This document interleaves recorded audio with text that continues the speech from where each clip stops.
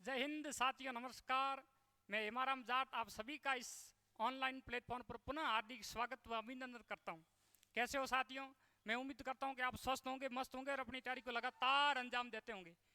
साथियों, जैसा कि एक मारवाड़ में यहाँ पर एक कहावत है कि आ रात हरगिज काली है, आ रात ढलेला दिन उगेला है। आ रात हरगिज काली है, आ रात ढलेला दिन उगेला। अरे मेहनत करतो रीजे मानवी मंजिल तक मुमकिन पुगेला। आ जज्बे वाली जोत जगा ओ अंधियारो ढल जासी। बुरो केवनिया तने आसो कैसी, सबरा बोल बदल जासी, सबरा शब्द बदल जासी। इन्हीं शब्दों के साथ में आज शुभारंभ करते हैं अपने सेशन की। कहते हैं कि आप लगातार मेहनत करते रहिए, आपकी जो सफलता अवश्य मिलेगी, मंजिल जरूर मिलेगी। और इन्हीं सकारात्मक शब्दों के साथ, इन्हीं मोटिवेशन शब्दों के साथ शुभारंभ करते हैं अपनी क्लास की। तो मित्रों, पिछले वीडियो में आपने देखा होगा, आपने चर्चा की थी भारतीय राष्ट्रीय कांग्रेस व उनके मुख्य सम्मेलन के बारे में। तो कांग्रेस की अपने चर्चा की थी कि कांग्रेस की स्थापना और उनके जो प्रारंभिक जो अधिवेशन हुए थे उनके बारे में चर्चा अपन की थी। आज आप चर्चा करा जो आगे जो अपने जो कांग्रेस के अधिवेशन हुए थे ना, कांग्रेस के अधिवेशन हर साल होते थे और उन अधिवेशनों की चर्चा करेंगे जिनके साथ कोई अन्य तथ्य जुड़ा हुआ हो। जैसे कि आपने लिखा है 1896 का कलकत्ता अधिवेशन। तो 1896 का कलकत्ता अधिवेशन, इसकी अध्यक्षता की थी किसने? रहीमतुल्ला सयानी ने। इसके अध्यक्ष थे रहीमतुल्ला सयानी। इसमें जो है सर्वप्रथम वंदे मातरम गीत को गाया गया था। वंदे मातरम गीत को गाया गया था। ठीक है, पहली बार वंदे मातरम गीत को कौन से अधिवेशन में गाया था? तो 1896 का कलकत्ता अधिवेशन। ठीक है, और अध्यक्ष थे रहीमतुल्ला सयानी। ठीक है, वंदे मातरम जो गीत है ये भारत का राष्ट्रीय गीत है। ठीक है, राष्ट्रीय गीत। और इनके जो रचयिता है वो है बंकिम चंद्र चटर्जी। रचयिता कौन है? इनके जो रचयिता है वो है बंकिम चंद्र चटर्जी।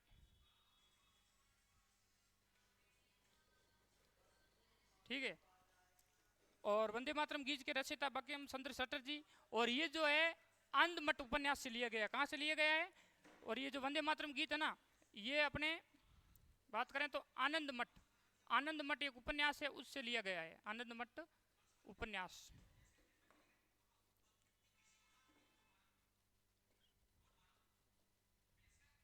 ठीक है, तो आप बात करी 1896 का कलकत्ता अधिवेशन और अध्यक्ष जो थे वो थे रहीमतुल्ला सयानी। ठीक है, और इसमें जो है सर्वप्रथम वंदे मातरम गीत को गाया गया था। वंदे मातरम गीत जो है भारत का राष्ट्रीय गीत है और इनके रचयिता है बंकिम चंद्र चटर्जी। और ये जो है आनंद मठ उपन्यास से लिया गया है। ठीक है, फिर आप बात करा आगे। तो आगे अगला जो अपना पॉइंट है वो है 1905 का बनारस अधिवेशन।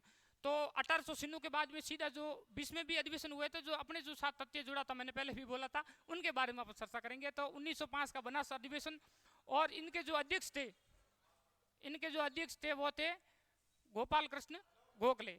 ठीक है, और 1905 का बनारस अधिवेशन, इसके अध्यक्ष थे गोपाल कृष्ण गोखले। और इसमें जो है सर्वप्रथम स्वदेशी आंदोलन का समर्थन किया गया था। क्या हुआ था मित्रों? स्वदेशी आंदोलन का जो समर्थन किया गया था इसमें। कौन से में? 1905 का बनारस अधिवेशन। ठीक है, अध्यक्ष थे गोपाल कृष्ण गोखले। सर्वप्रथम जो है स्वदेशी आंदोलन का समर्थन किया गया। ठीक है, और उसके बाद में बात करें तो 1906 का कलकत्ता अधिवेशन। ठीक है, अध्यक्ष जो थे दादा भाई नौरोजी थे। इसमें जो है सर्वप्रथम कांग्रेस के द्वारा अपने बात करें कि कांग्रेस के द्वारा स्वराज की मांग कब की गई थी? तो सर्वप्रथम कांग्रेस के द्वारा जो स्वराज की मांग की गई वो 1906 के कलकत्ता अधिवेशन में की गई। और इसके अध्यक्ष थे दादा भाई नौरोजी ने स्वराज की मांग की थी। स्वराज, स्वराज किसे कहते हैं इनके बारे में बात करें। स्वराज, स्वराज का मतलब है समय का राज। और एक अपने आता है स्वराज्य। स्वराज्य का अर्थ होता है संपूर्ण राज्य का राज। एक है स्वराज, स्वराज यानी समय का राज, यानी खुद का राज होना चाहिए। और स्वराज्य यानी संपूर्ण राज्य का राज। तो स्वराज की बात करें तो स्वराज जो है, स्वराज शब्द को सर्वप्रथम 1877 में दयानंद सरस्वती के द्वारा, 1877 में दयानंद दयानंद सरस्वती के द्वारा स्वराज शब्द को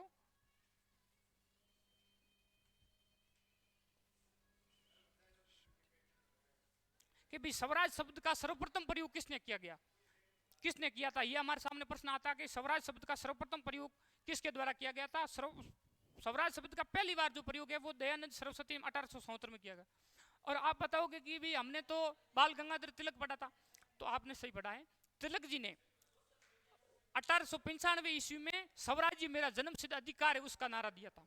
स्वराज जो विधेयक पारित किया था ना उसमें जो उन्होंने दिया था कि स्वराज्य मेरा जन्म सिद्ध अधिकार, इसको मैं लेकर रहूंगा। ये जो बाल गंगाधर तिलक ने जो कहा था वो कहा था 1895 में, और दयानंद सरस्वती ने जो बात की थी वही की थी 1877 ईस्वी में।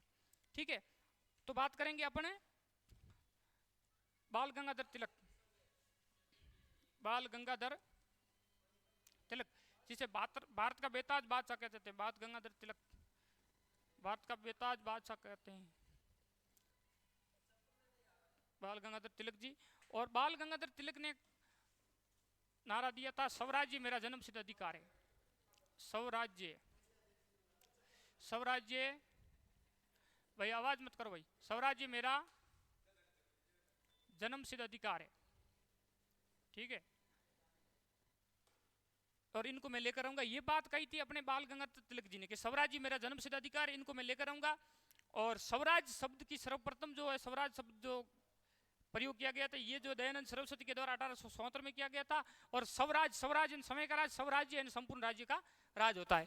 तो आपने बात की थी 1805 में 5 का बनारस अधिवेशन, और अध्यक्ष जो थे गोपाल कृष्ण गोखले, और स्वदेशी आंदोलन का समर्थन किया गया था सर्वप्रथम। और फिर बात करी 1900 अपने का कलकत्ता अधिवेशन। ठीक है, अध्यक्ष है दादा भाई नौरोजी और बाल गंगा और दादा भाई नौरोजी। ठीक है, और स्वराज की मांग की गई थी कांग्रेस के द्वारा। स्वराज की सर्वप्रथम मांग जो की गई थी वो 1900 के कलकत्ता अधिवेशन में की गई। ठीक है, और इसके जो अध्यक्ष होते दादा भाई नौरोजी, और स्वराज की मांग की गई थी। और स्वराज शब्द है सर्वप्रथम प्रयोग दयानंद सरस्वती 1877 में किया। ये अपने एक्स्ट्रा बातें हैं। ठीक है, और स्वराज्य मेरा जन्म सिद्ध अधिकार, इसका नारा जो दिया था वो बाल गंगाधर तिलक ने दिया था।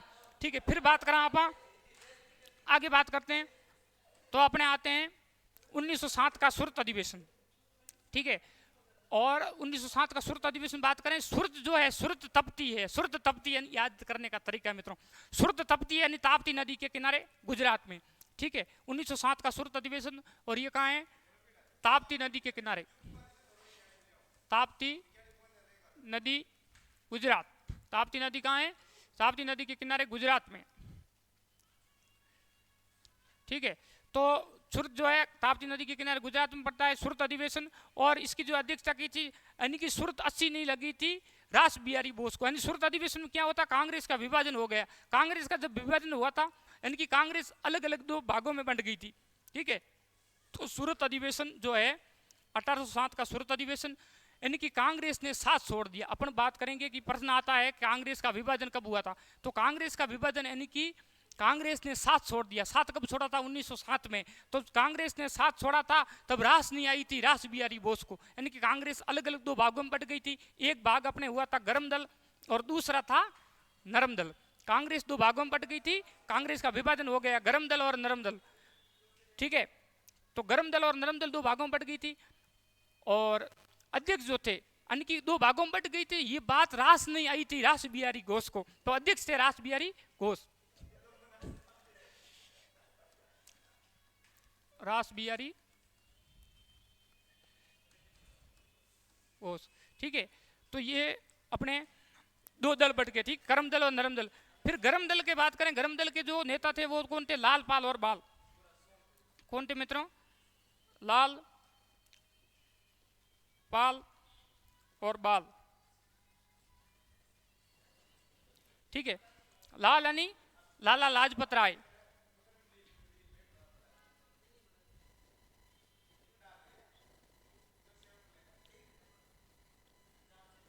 ठीक है, और पाल यानी विपिन चंद्र पाल।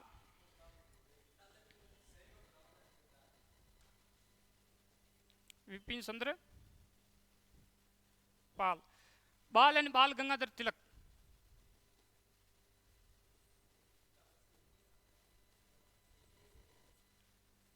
बाल गंगाधर तिलक। ठीक है, तो अपने लाल पाल और बाल, लाला लाजपत राय ये पंजाब से थे और इन्हें शेर ए पंजाब कहा जाता है। क्या कहा जाता है? शेर ए पंजाब। ठीक है, ये पंजाब से थे।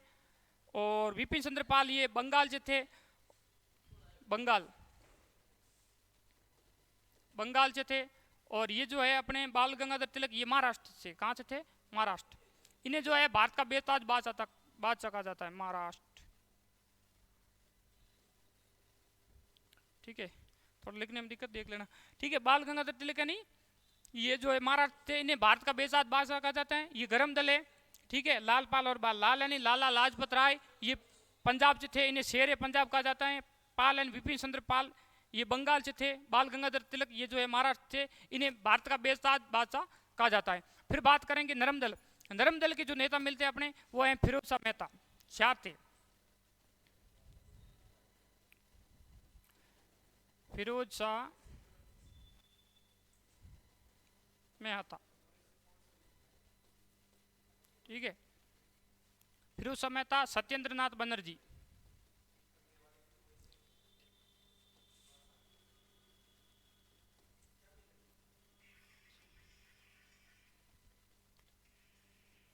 सत्येंद्र नाथ बनर्जी। ठीक है, फिरोज शाह मेहता, सत्येंद्र नाथ बनर्जी और गोपाल कृष्ण गोखले।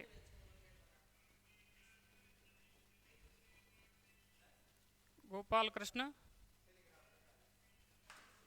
गोखले। और 4 नंबर अपन बात करें तो दादा भाई नौरोजी, दादा भाई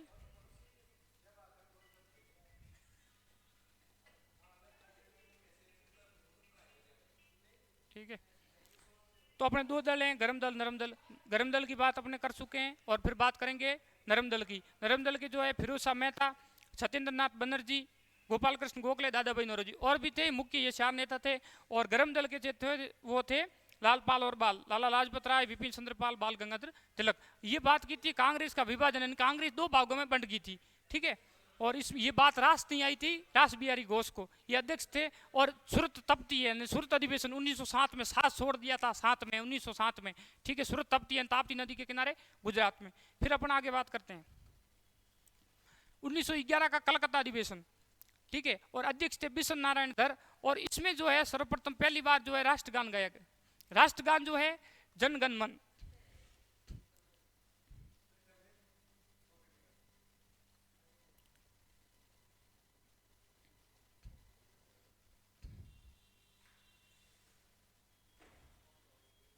ठीक है, राष्ट्रगान, राष्ट्रगान क्या है? जनगण और मन। ठीक है, तो पहली बार राष्ट्रगान को गाया गया था। और राष्ट्रगान मित्रों, इनके जो रचयिता थे, राष्ट्रगान के रचयिता कौन थे? रविंद्रनाथ टैगोर।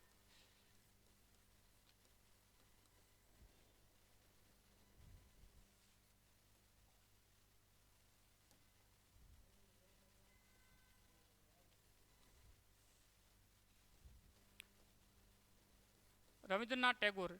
ठीक है, और ये जो है र से रविंद्रनाथ टैगोर और ग से गीतांजलि उपन्यास से लिया गया। कहां से लिया गया? गीतांजलि उपन्यास से। गीतांजलि, ये जो है गीतांजलि,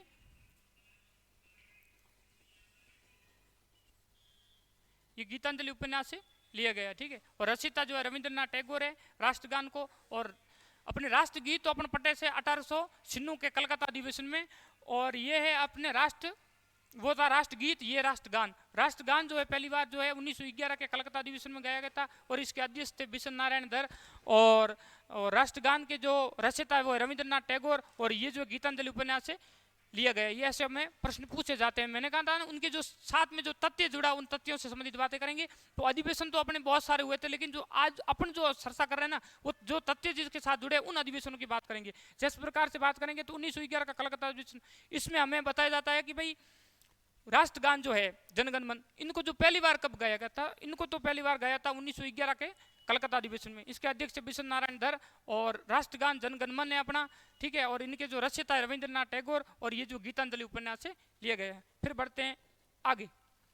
आगे आप बात करा तो 1916 का लखनऊ अधिवेशन, इसके अध्यक्ष थे अंबिका शरण मजूमदार। कौन थे मित्रों? अंबिका शरण मजूमदार। और कांग्रेस का एक होना, यानी कि जो कांग्रेस ने अपने 1907 में कांग्रेस ने साथ छोड़ा था ना, दो दल बने थे ना, गरम दल नरम दल, उनका एक होना, यानी कि उनके बीच में समझौता हो गया था, ठीक है। कांग्रेस का एक हुआ था। और ये बात जो हुई थी ना, ये तिलक जी व एनी बेसेंट के सहयोग थे। अपन लिख सकते हैं एक लाइन, तिलक जी व एनी बेसेंट, तिलक जी व एनी बेसेंट के प्रयासों, तिलक जी व एनी बेसेंट के प्रयासों से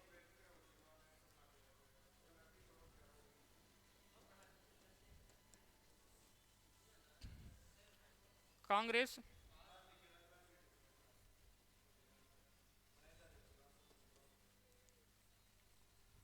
एक हो गई थी। यानी कि जो नरम दल और गरम दल अपने पढ़े थे ना 1907 में, छाछ छोड़ दिया था, गरम दल और नरम दल। तो गरम दल और नरम दल के बीच में समझौता हो गया था, ठीक है। ये जो समझौता है ये तिलक जी व एनी बेसेंट के प्रयासों से हुआ था, ठीक है। तिलक जी व एनी बेसेंट के प्रयासों से गरम दल और नरम दल एक हो गए थे। कांग्रेस एक हो गई थी, ठीक है। कांग्रेस एक हो गई थी, गरम दल और नरम दल के बीच में समझौता हो गया था, ठीक है। 1916 का लखनऊ अधिवेशन, अध्यक्ष जो थे अंबिका शरण मजूमदार, कांग्रेस का एक होना, यानी कि समझौता हो गया था। एक अपन पढ़ते हैं लखनऊ समझौता। लखनऊ समझौते की बात करें तो अपने ये कांग्रेस पार्टी और एक होती है मुस्लिम लीग, कांग्रेस पार्टी और मुस्लिम लीग के बीच में अपने मतभेद हो जाता है। तो दोनों के बीच में जो समझौता होता है उसे लखनऊ समझौते के नाम से जानते हैं। तो लखनऊ जो समझौता होता है ये होता है अपने जिन्ना और तिलक जी के प्रयासों से। किसके प्रयासों से? जिन्ना और तिलक जी के प्रयासों से, ठीक है। मोहम्मद जो जिन्ना था ना, जिन्ना और तिलक जी,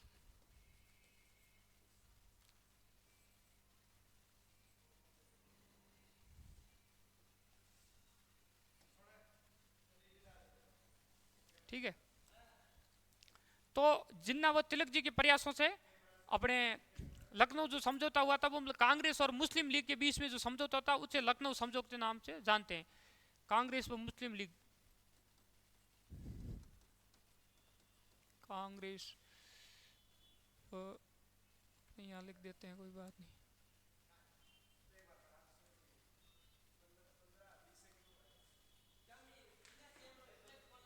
यहाँ थोड़ी लिखने में दिक्कत है। कांग्रेस और मुस्लिम लीग के बीच में जो समझौता हुआ था उसे लखनऊ समझौते के नाम से जाना जाता है, ठीक है। और 1916 का लखनऊ अधिवेशन, अध्यक्ष जो थे अंबिका शरण मजूमदार, कांग्रेस का एक होना, यानी कि कांग्रेस के बीच में समझौता हो गया। गरम दल और नरम दल दोनों अलग हो गए थे ना 1907 में श्रुत अधिवेशन में, तो इसमें जो है दोनों के बीच में समझौता हो गया, दोनों एक हो गए, ठीक है। फिर आगे बात करा मित्रा 1917 का कलकत्ता अधिवेशन। 1917, 17 है तो खतरा है, 17 है तो खतरा है। तो खतरा किससे है? खतरा है, खतरा हमेशा किससे होता है? खतरा हमेशा महिलाओं से होता है। तो इसमें क्या थे, इसकी जो अध्यक्ष जो थी ना, इनकी जो अध्यक्ष जो थी ना वो थी एनी बेसेंट, ठीक है। तो एनी बेसेंट जो है कांग्रेस की प्रथम महिला अध्यक्ष कौन है? Annie Besant. तो 17 है तो खतरा है, खतरा किससे? महिलाओं है, महिलाओं से। तो 1917 का कलकत्ता अधिवेशन और इसके जो अध्यक्ष थी वो थी एनी बेसेंट,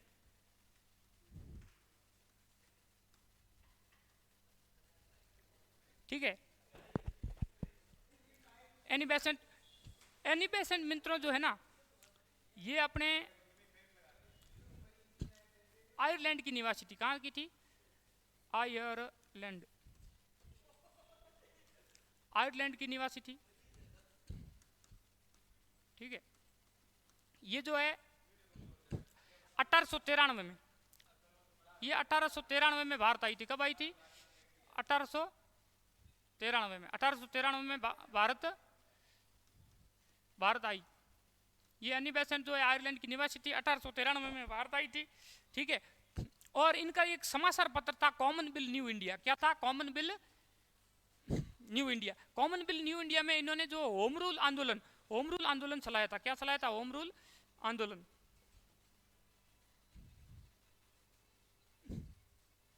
ठीक है। होम रूल आंदोलन चलाया था किन्होंने? एनी बेसेंट ने। ये कांग्रेस की प्रथम महिला अध्यक्ष। ये प्रश्न पूछा जाता हमें कई बार कि कांग्रेस की प्रथम महिला अध्यक्ष कौन है? कांग्रेस की प्रथम महिला अध्यक्ष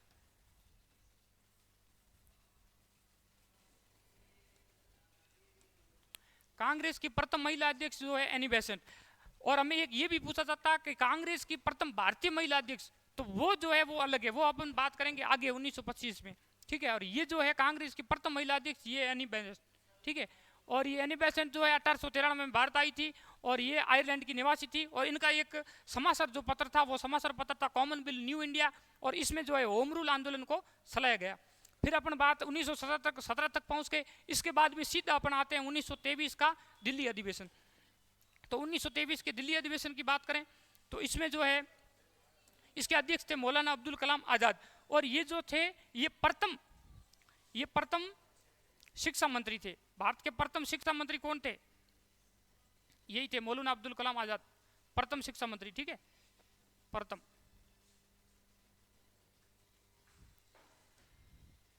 प्रथम शिक्षा मंत्री थे मौलाना अब्दुल कलाम आजाद। और ये भी पूछा जाता है कि भारत के युवा अध्यक्ष कौन थे, मतलब भारतीय जो कांग्रेस के जो अधिवेशन हुए थे उनके जो युवा अध्यक्ष कौन थे, तो युवा अध्यक्ष ये भी थे मौलाना अब्दुल कलाम, ये युवा अध्यक्ष थे। यानी कि अपने युवा से याद रखना 23 साल का युवा होता है। यानी कि 1923 का दिल्ली अधिवेशन, इसके जो अध्यक्ष थे वो कौन थे? 23 युवा, यानी कि मौलाना अब्दुल कलाम आजाद। और ये मौलाना अब्दुल कलाम जो आजाद थे ये युवा अध्यक्ष थे, ठीक है। और फिर बात करेंगे अपने, ये प्रथम शिक्षा मंत्री थे, ठीक है। भारत के प्रथम शिक्षा मंत्री मौलाना अब्दुल कलाम आजाद। अपन 23 के बारे में आगे बात करते हैं। फिर बात अपना आता है टॉपिक कि 1924 का बेलगांव अधिवेशन। 1924 का बेलगांव अधिवेशन, और इसके जो अध्यक्ष थे वो थे अपने महात्मा गांधी। कौन थे?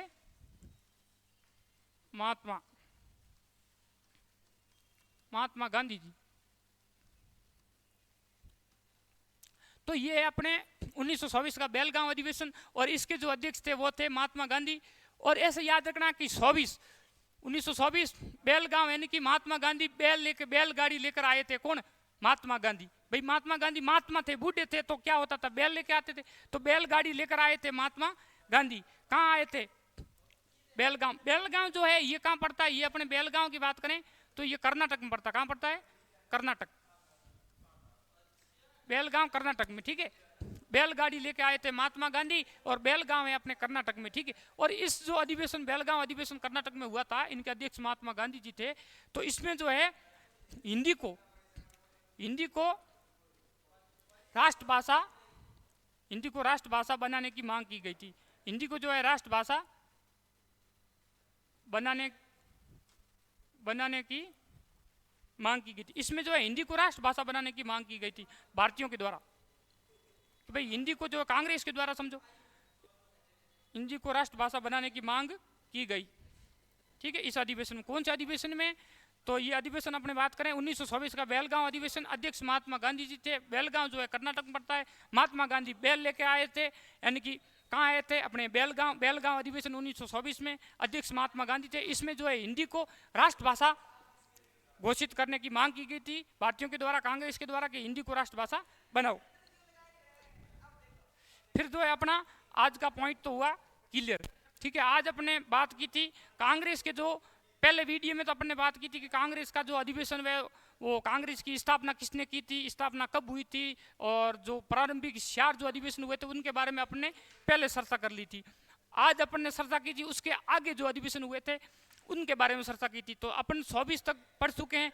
आगे अपन 25 से लगा के 1948 तक कांग्रेस के जो अधिवेशन हुए थे वो अपन बात करेंगे नेक्स्ट क्लास में। तो आज तक इतना ही, बने रहे हमारे साथ में। और अपने एक बात सुने, वीडियो को जो है आप लाइक करें, कमेंट करें, और चैनल पर यदि नए हैं तो चैनल को सब्सक्राइब करें। कमेंट करके जरूर बताएं वीडियो कैसा लगा। धन्यवाद। हरिओम।